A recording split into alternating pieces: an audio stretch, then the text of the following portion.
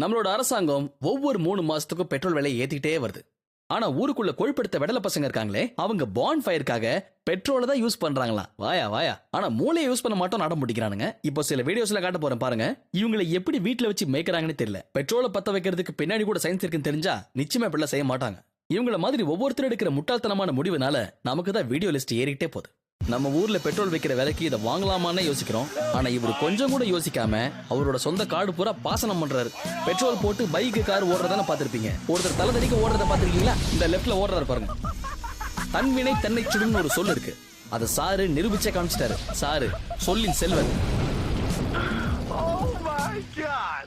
எதை எரிக்கிறதா இருந்தாலும் அதுக்கு நிச்சயமா பெட்ரோல் மட்டும் யூஸ் பண்ணவே கூடாது. அட நான் சும்மா சொல்லுங்க, நிஜமா தான் சொல்றேன். அதுக்கு பின்னாடி சயின்ஸ் இருக்கு. சரி நான் காட்டுறேன் பாருங்க. டைனமிட்டை விட பெட்ரோலுக்கு 6 மடங்கு சக்தி இருக்கு. இது காத்துல உடனடியா ஆவியாயிடும். இந்த மேகம் மாதிரி உருவாறதுனால தான் பெட்ரோல் சீக்கிரமா பரவி எரியுது. இந்த பெட்ரோல்ல இருந்து உருவார ஆவி காத்தை விட கனமா இருக்கும். மிக வேகமா வர இந்த ஆவி சுத்தி பெரும்பாலான பகுதிகளில் பரவ ஆரம்பிச்சிடும். இது நம்ம முக்கியமா புரிஞ்சுக்கணும். இதுக்கு பேர் தான் வேப்பர் கிளவுட். இது சில மீட்டர் தூர அளவுக்கு கூட பரவறதுக்கு நிறைய வாய்ப்புகள் இருக்கு. காத்துல பெட்ரோல் 1.4% மிக்ஸ் ஆன கூட அது எக்ஸ்ப்ளோசிவா மாறிடும். இந்த விஷயம் உங்களுக்கு தெரிஞ்ச உடனே உங்க மூளை எப்படி வேலை செய்யுதுன்னு கூட எனக்கு தெரியுமே. மரத்தை வச்சவங்க தண்ணி ஊத்துவாங்க. இவர் தன்னோட விறகுல பெட்ரோல் ஊத்துறாரு. பெட்ரோலுக்கும் ஃபயருக்கும் இருக்கிற காம்பினேஷனை பத்தி உங்களுக்கு நல்லா புரிஞ்சிருக்கும்னு நினைக்கிறேன். ஜாக்கிரதையா இருங்க. இதை எரிக்கிறதுக்கு எவ்வளவு பெட்ரோல் யூஸ் பண்ணிருப்பாங்கன்னு நினைக்கிறீங்க? இந்த மாதிரி எடுத்துக்காட்டு நம்ம கிட்ட ஏராளமா இருக்குங்கோ. ஆமா, நெருப்பு கொஞ்சம் கூடி போச்சு. நீங்க இந்த பெட்ரோல் கேஸ் வேப்பர் கிளவுட பத்தி இன்னொரு முக்கியமான விஷயமும் தெரிஞ்சுக்க வேண்டி இருக்கு. இதை சுத்தி இருக்கிற காத்துல வெப்பம் ஜாஸ்தியா இருந்ததுன்னா நாம நினைக்கிறத விட வேகமாவே பெட்ரோல் எவாபரேட் ஆயிடும். பெட்ரோலை இப்படி பச்சை தண்ணி மாதிரி ஊத்திட்டு இருக்கீங்களே, உங்க தாராளத்துக்கு அளவே இல்லையா? இறங்கி வரதுக்கு சோம்பேறித்தனம் போட்டு அங்கேயே கொளுத்திடாதீங்க. ஓ டேக் 1. கவலையே படாதீங்க, ஃபர்ஸ்ட் டேக்லயே டேக் ஆஃப் தான்.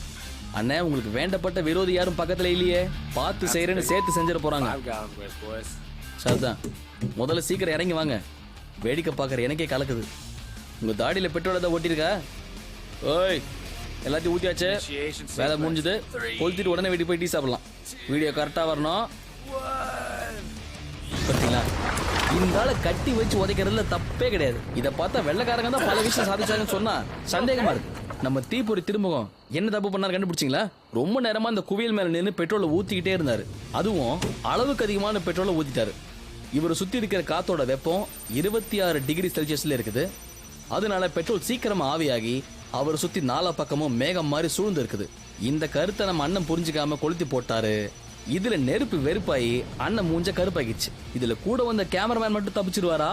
என் வாழ்க்கையில இப்படி ஒரு ஹாட் வீடியோவை நான் பார்த்ததே இல்லை. பாவம், அன்னில இருந்து அண்ணன் பைக்ல கூட பெட்ரோல் போறதே இல்லை, சைக்கிள்ல தான் போறாரு.